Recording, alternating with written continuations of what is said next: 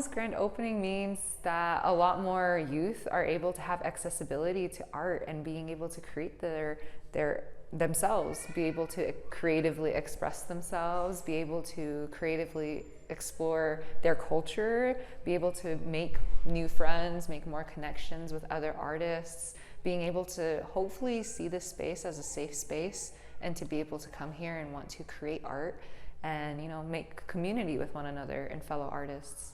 Pte San Win performed at We the Peoples Before, a Kennedy Center event sponsored by First Peoples Fund. The land remembers, low rumbling, the ground crumbling, bleach, yeah. Relatives stumbling, children's laughter converts unwillingly to screams. The iron horse transferring aghast takujas to concentration camps you called residential schools, watching as they freeze, attempting to return home.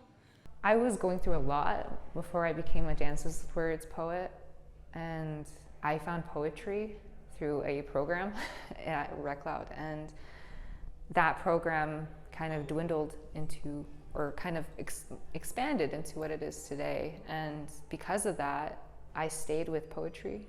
I felt safe in the group. I felt like I was heard, and I felt like I had a purpose to be here. So the group definitely had helped me feel less alone.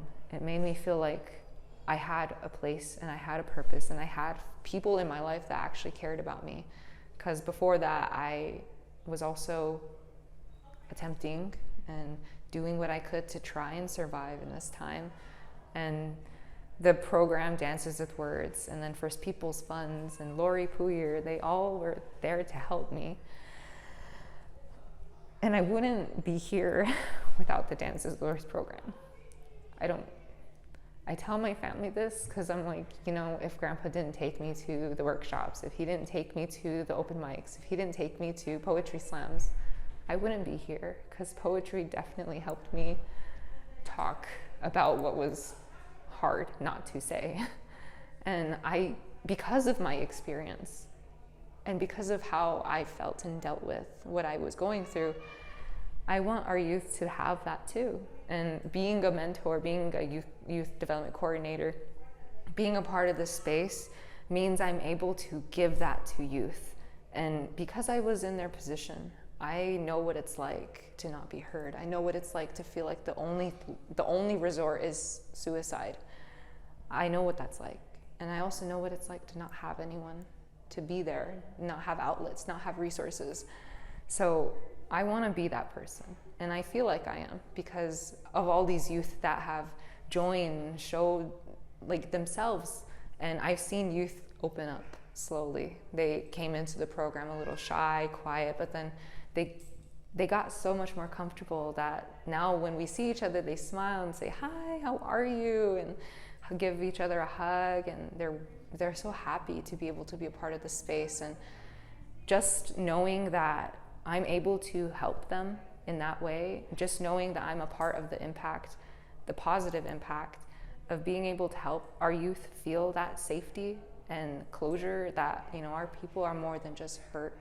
Our people are creative, our people are beautiful, our people are so compassionate and passionate as well, that, you know, I'm so happy that OLA exists, so that hopefully we're able to kind of break that stereotype that, you know, natives just kill themselves. Because I don't want that. I don't want that stereotype. I want people to see us and know, yeah, those people, those natives, they're creative. They're beautiful, creative, artistic individuals. They're innovators. They're able to, you know, I don't want to say resilient because it's used too much, but, you know, we're able to come up from the ashes and just help one another. And that's where it starts, is the community. In Lakota, Pte San Win means white buffalo calf woman. They are redefining what traditional culture means today. If you have tattoos, if you have piercings, if you have dyed hair, you're not going to be welcomed into the spirit world. And I told him I didn't like that. I didn't believe in that traditional way of thinking. And he said that that's okay, that you're free to believe that. And I said that I just personally don't see that our our ancestors, our relatives in the spirit world, I don't think that they would judge us like that. I think that they would see us as we're evolving. We're just adapting to what this time and age is. And part of adapting is, you know, doing what you can. If it's modifying your body and how you look, then that's fine. And, you know, our culture had two spirits, and they definitely never got judged. They were seen as sacred. And I know that if our ancestors were here now, they would see us all as sacred because we're still here.